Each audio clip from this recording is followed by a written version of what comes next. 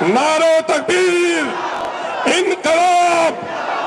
जालिम यहूदियों पर मुर्दाबाद करना है। जालिम सहवनी ताकत मुर्दाबाद, जालिम सहवनी ताकत मुर्दाबाद, जालिम सहवनी ताकत मुर्दाबाद, अमेरिका जालिम मुर्दाबाद। मेरे पास अल्फाज नहीं है, मैं आप सबों के इस एहसान अजीम का शुक्रिया कैसे अदा करूं कि आपने जिस चट्टानी इत्तेहाद का, जिस अमन व सुकून के साथ तकरीबन 9:30 बजे से इस वक्त तक यहाँ तशरीफ फरमा है, मैं आपका शुक्रिया किन अल्फाज में अदा करूं।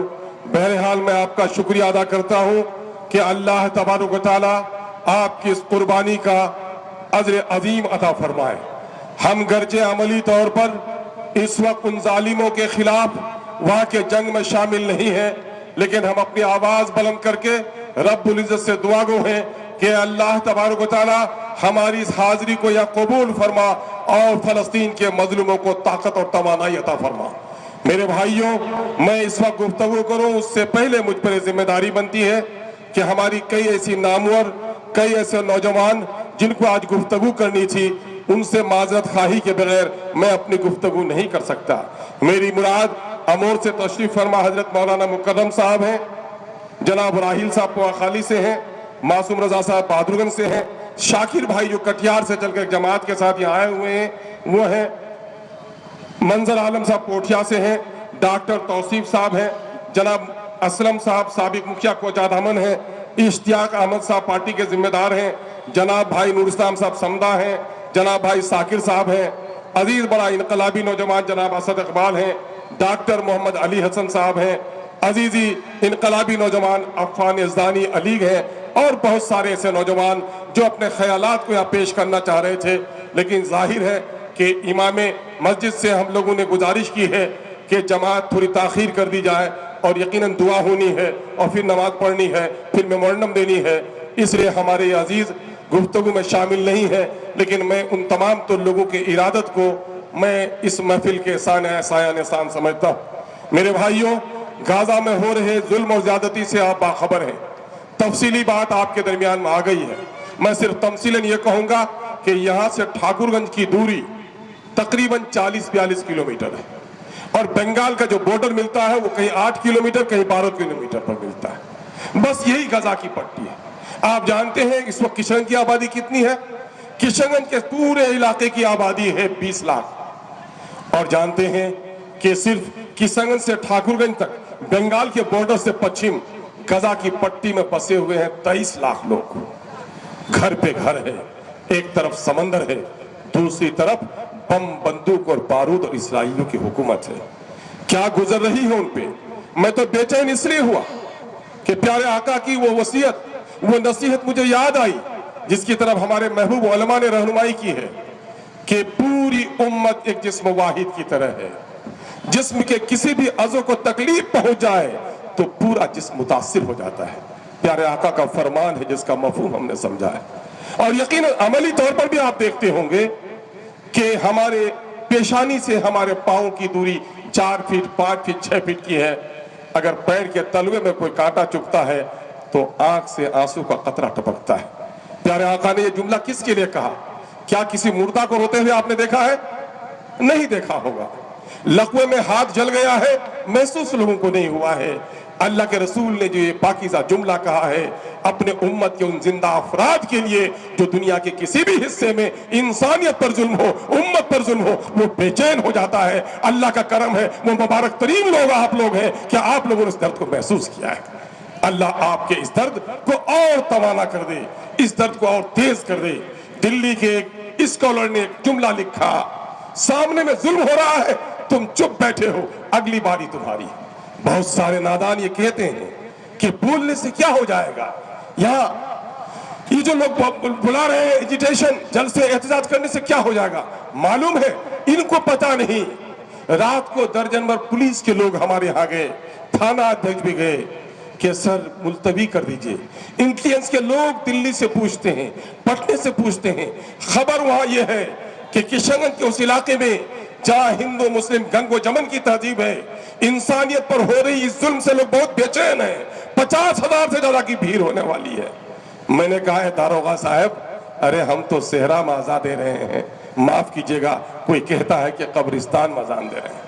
اس لیے آپ پریشان مت ہونا، یہاں کوئی ناچنے والا آ جائے تو بھیڑ ہم جمع کر سکتے ہیں، لیکن فلسطین کے غم پہ رونے والوں کی تعداد بہت قلیل ہوگی، آپ کو پریشان ہونے کی ضرورت نہیں ہے۔ اس کے باوجود بھی ایڈمنسٹریشن کی طرف سے ہمارے لوگوں کو روکا گیا، ہمارے اناؤنسمنٹ کو روکا گیا۔ چند سیاسی جماعتیں ہیں جن کے آقا نے ان کو نوکری دی ہے کہ بیداری پیدا ہونے مت دو، ان لوگوں نے ہمارے لوگوں کو بہکانے کا کام کیا، ایڈمنسٹریشن دباؤ دینے کا کام کیا۔ بڑے مبارک ہیں، بات مخالف میں بھی جو چراغ جلتا ہے حقیقت میں وہی چراغ ہوتا ہے۔ آپ بات مخالف میں تشریف لائے ہیں۔ میرے بھائیوں، سن 1917 میں یہ انگریز جہاں گئے، اس پلید نے کہیں نہ کہیں جھگڑا چھوڑا، کشمیر کو جلا کر آپ کے درمیان میں گیا، دنیا کے بہت ساری جگہوں پر بےہودگی کی۔ سن 1917 میں بلفور ڈکلیریشن کے ذریعے سے یہودیوں کو بسانے کی سازش ہوئی۔ سن 1948 کو یو این نے چوڑیا طور پر، جبکہ ان یہودیوں کی پٹائی ہو رہی تھی، اور اس کو لا کر فلسطین کے اس بستی میں جو نبیوں کی بستی رہی ہے، ہمارے علماء نے تفصیل کی ہے، بنی اسرائیل ہم نام سنتے ہیں، لیکن جو نام عبداللہ جس طرح کہتے ہیں اللہ کا بندہ، بنی اسرائیل کا بھی مفہوم وہی ہے۔ بنی اسرائیل حضرت ابراہیم علیہ السلام کی دوسری اولاد اور بڑی اولاد حضرت اسحاق علیہ السلام کے نسل سے چلنے والی آبادی کو کہا گیا، اور حضرت اسحاق علیہ السلام کا ایک بیٹا جو جس کا نام یہودا تھا، اور انہی سے جو نسل چلی اس کو یہودی کہا گیا۔ اور اسماعیل اسحاق میں نبی مکرم صلی اللہ علیہ وسلم کی آمد ہوئی۔ یہودیوں کی عصبیت یہی رہی کہ باوجود ہے کہ مدینہ کے یہودیوں کو یہ خبر تھی کہ آخری پیغمبر آنے والے ہیں، ان کا نام احمد ہوگا، اور اس کے باوجود بھی عصبیت نے، چونکہ اسماعیل اسحاق سے آپ صلی اللہ علیہ وسلم آئے، ان یہودیوں نے ان کا انکار کیا۔ ان یہودیوں کی تاریخ، خاص کر زائنسٹوں کی تاریخ رہی ہے کہ نبیوں کا قتل ان لوگوں نے کیا ہے، اور وہ ارض مقدس جو کعبہ بیت اللہ کے بعد ہمارے لیے سب سے زیادہ قبلہ اول کی حیثیت ہے، وہ ہے مسجد اقصی، بیت المقدس۔ اس سرزمین پہ ان ناپاک پلیدوں نے گزشتہ 70 سالوں سے جو درندگی کی ہے، میں سمجھتا ہوں کہ کوئی دردمند انسان اس تکلیف دہ قانون حالات کو سن کر خون کے آنسو ٹپکائے بغیر نہیں رہ سکتا۔ لیکن ہم تو دور کے باسی، بے خبر لوگ۔ مولانا ابو الحسن علی ندوی رحمۃ اللہ علیہ نے کہا، یہ جملہ میں بار بار اپنے لوگوں کو سناتا ہوں کہ سنو، ایک عالم دین نے کہا، جو عالم دین مکتب فکر سے اوپر اٹھ کر تمام تر مسالک کے لوگوں میں عزت کی نظر سے دیکھا جا رہا تھا، اس نے کہا تمہارا بچہ 5 وقتہ نماز کا پابند نہیں، تہجد گزار ہو جائے، اگر سیاسی شعور تمہاری بستیوں میں نہیں ہوا تو تمہارے 5 وقتہ پر بھی پابندی لگتے ہوئے دیر نہیں لگے گی۔ میرے بھائیوں، نماز جس طرح ہم پر فرض ہے، روزہ فرض ہے، جس ملک میں رہے اس ملک میں اپنے ایمان کی حفاظت، انسانیت کی حفاظت، عدل کے قیام کے لیے کوشش کرنا، یہ ہمارا انسانی اور ایمانی فریضہ ہے۔ اس لیے اس قسم کی مجلسوں کا انعقاد اسی سلسلے کی ایک کڑی ہے۔ آپ جانتے ہیں کہ بھارت نے گاندھی سے لے کر نہرو تک نہیں، نہرو سے لے کر اندرا تک نہیں، بلکہ مودی سے پہلے بی جے پی کے وزیر اعظم اٹل بہاری واجپئی نے بھی یہ کہا ہے کہ جس طرح بھارت بھارتیوں کا ہے، انگلینڈ انگریزوں کا ہے، اسی طرح فلسطین فلسطین کے لوگوں کا ہے، عربوں کا ہے، وہ یہودیوں کے باپ کی میراث نہیں ہے، اس لیے فلسطین فلسطینیوں کو ملنا چاہیے۔ آج مودی جی ٹویٹ کر دیتے ہیں، لیکن اس کے بعد خیال آتا ہے کہ ہم واجپئی جی کے راہ سے بھٹک تو نہیں گئے، پھر بات کو انہوں نے ریلیف بھیجا۔ ہم اس کے لیے مبارکباد دیتے ہیں کہ آپ نے ریلیف بھیج کر اہنسا کی سرزمین بھارت کے اس پرانی روایت کو باقی رکھا، اور مظلوم انسانوں کی آپ نے مدد کی ہے۔ جیسا کہ جناب انجینئر آفتاب احمد سے نے کہا ہے کہ صرف وہاں صرف مسلمان نہیں ہے بلکہ عیسائی بھی ہیں، وہاں صرف مسجدیں نہیں توڑی جا رہی ہیں بلکہ وہاں کلیسا بھی توڑے گئے۔ یہ سارا ظلم وہاں پر ہو رہا ہے، اور ہم ہیں کہ ہم کو اس کی خبر بھی نہیں۔ میرے بھائیوں، اللہ کی قدرت یہ ہے کہ وہ بغیر ماں باپ کی اولاد پیدا کر دے، سیدنا آدم علیہ السلام۔ اللہ کی قدرت یہ ہے کہ بغیر باپ کی اولاد پیدا کر دے، حضرت سیدنا عیسیٰ علیہ السلام۔ لیکن یہ قدرت الہی ہے، یہ سنت الہی نہیں ہے۔ سنت الہی یہی ہے ایک عورت کا مرد سے نکاح ہو، اس کے بعد ہی اولاد کی تمنا کی جا سکتی ہے۔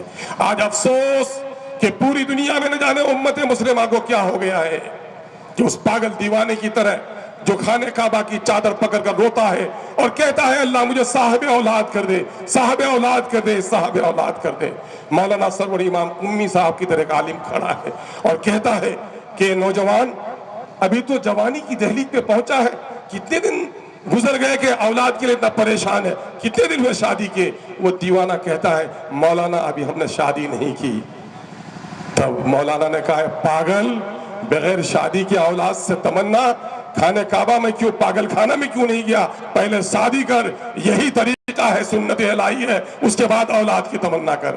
آج ہماری حالت اسی دیوانے کی طرح ہے، ہم نے ان چیزوں کا استعمال نہیں کیا۔ یہ اللہ کی شان نہیں ہے۔ جس زمانے میں، جس نبی کے دور میں جس چیز کی مقبولیت رہی ہے، جس چیز کی قدر و قیمت رہی ہے، اللہ نے اپنے نبیوں کو انہی اوصاف حمیدہ اور اوصاف فاضلہ پر، اس کے مقام پر بھیجا۔ داؤد علیہ السلام کے زمانے میں لہن کی قدر تھی تو لہن داؤدی کو سن کر پرندے رک جائیں۔ حضرت سیدنا عیسیٰ علیہ السلام کے زمانے میں طب کا چلن تھا تو اللہ نے اپنے نبی کو وہ معجزہ دیا کہ نابینا کو چھوئے تو بینا ہو جائے۔ حضرت موسیٰ علیہ السلام کے زمانے میں جادوگری کا چلن تھا تو آپ نے اپنے نبی کو معجزہ دیا کہ تمام تر جادوگروں کی جادوگری ختم گئی، سمٹ گئی۔ بلکہ یہی نہیں، بلکہ نیل کا دریا پیدل پار ہو گئے اور فرعون غرق آب ہو گیا۔ آپ نے دیکھا یہ کیا ہے؟ نبی مکرم صلی اللہ علیہ وسلم کے زمانے میں فصاحت و بلاغت، علمی لیاقت کا چلن تھا، آپ کو اللہ نے وہ فصیح کلام عطا کی، وہ علم عطا کیا کہ دنیا کے سارے عالم اور سارے فصیح و بلیغ بونے ہو گئے۔ یقیناً ہے آج کا زمانہ سائنس اور ٹیکنالوجی کا زمانہ ہے۔ ہمیں مسجدوں کے ممبر و محراب سے دعوت نہیں۔ مسلمانوں، آج جو ہماری دعائیں رائے گاہ جا رہی ہے، آج فلسطین میں ہم پٹ رہے ہیں، صرف یہی رہا ہے کہ مسلمان 9ویں صدی ہجری تک سائنس میں، ٹیکنالوجی میں، طب میں سب سے آگے تھا، لیکن نہ جانے کس گستاخ نے لکھ دیا یہ مصرع محراب مسجد پر یہ نادا گر گئے سجدے میں جب وقت قیام آیا۔ اور ہم نے سائنس اور ٹیکنالوجی کو چھوڑ دیا، ہم نے جدید علوم کو چھوڑ دیا۔ اس وجہ سے آج دنیا ہمیں ذلیل و رسوا کر رہی ہے۔ اٹھیے اور عہد کیجئے کہ ہم اپنی بستیوں میں سیاسی شعور پیدا کریں گے۔ ہمارے سیاسی شعور کو ختم کرنے کے لیے بڑے فتنے اٹھ رہے ہیں، کئی حکومت کی طرف سے ڈرایا جا رہا ہے، کئی مذہب کا لبادہ پہنا کر ہم کو سیاسی شعور سے کاٹا جا رہا ہے۔ یقین جانو مسلمانوں، جب دشمن کی تلواریں اٹھتی ہیں وہ نہیں پوچھتی ہیں کہ ہندو ہے یا مسلمان ہے، جب کشتی ڈوبتی ہے وہ نہیں پوچھتی کہ ہندو ہے یا مسلمان ہے۔ اب بالخصوص ہندوستان میں جب ظالموں کی تلوار اٹھتی ہے تو وہ سیاہ، سنی، اہل حدیث، اہل سنت والجماعت دیکھ کر نہیں بلکہ کلمے کے نام پر اٹھتی ہے۔ ہمیں انسانی قدروں کو پامال ہونے نہیں دینا ہے، ہماری دوہری ذمہ داری ہے۔ بحیثیت مسلم اپنے شریعت کے پابند ہو، اب بحیثیت ایک ہندوستانی کے، ایک بھارتیہ کے، ہندوستان کے جن جن اور کن کن سے محبت ہی نہیں بلکہ ہندوستان کے سمویدھان پر اس دیش کو چلانے میں پوری طاقت اور توانائی کو ہم خرچ کریں۔ یہ کب ہوگا؟ یہ اس وقت ہوگا جب ہم اپنی آپسی اختلافات کو بھلا دیں۔ پیارے آقا نے ایک بات اور کہی ہے جس کا مفہوم میں نے سمجھا ہے، ان قریب قومیں تم پر ٹوٹ پڑیں گی۔ صحابہ نے عرض کیا یا رسول اللہ کیا ہماری تعداد بہت کم ہوگی؟ کہا نہیں، گنتی میں تم بہت زیادہ ہوگے۔ جانتے کتنے ہیں؟ لگ بھگ 7 ارب دنیا کی آبادی ہے اور 150 کروڑ سے زیادہ یعنی 1.5 ارب سے زیادہ مسلمان ہیں۔ اور یہودی کتنے ہیں؟ یہودی کی تعداد تقریباً 98 لاکھ ہے وہاں، اور 20-25 لاکھ کے امریکہ میں ہے۔ 1.5 کروڑ سے زیادہ یہودی نہیں ہے اور 150 کروڑ مسلمان ہیں۔ اور آج وہ یہودی، وہ جائنسٹ سب پر غلبہ پائے ہوئے ہیں۔ کیوں؟ اللہ کے رسول نے کہا ان قریب قومیں ٹوٹ پڑیں گی جس طرح بھوکا کھانے پر ٹوٹ پڑتا ہے۔ یا رسول اللہ کیا ہماری تعداد کم ہوگی؟ گنتی میں ہم کم ہوں گے؟ کہا نہیں، گنتی میں تم کم نہیں ہوگے، تم کو وہن کی بیماری ہو جائے گی۔ وہن کی بیماری ہے کیا رسول اللہ؟ کہا دنیا سے محبت اور موت سے گریز۔ مبارک ہیں وہ لوگ جو لوگ آج جام شہادت پی کر انسانیت کو بچانے کی کوشش کر رہے ہیں۔ اپنے ملک کی آزادی کے لیے لڑنا یقیناً ہے انسانی کا بنیادی حق ہے، وہ اپنے وطن کے لیے، اپنے آزادی کے لیے لڑ رہے ہیں۔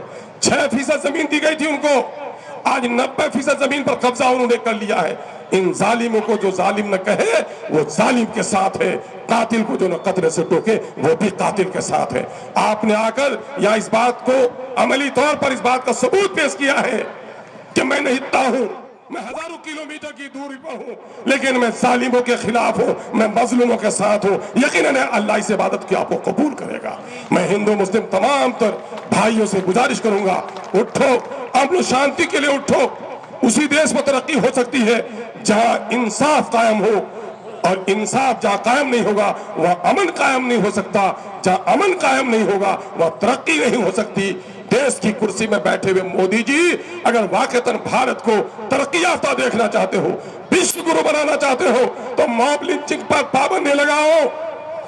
जो लोग यहूदियों के हक में निकलते हैं उन पर फूल बरसाते हो यूपी में, और जो लोग फलस्तीन के मजलूमों पर निकलते हैं उनको जेल भेजने की साजिश करते हो, ऐसे लोगों के खिलाफ अपनी तहरीक चलाओ मोदी। अगर वो नहीं, जुल्म को नहीं रोका, तो हमने फिरौन की आजमाइश को भी देखा है।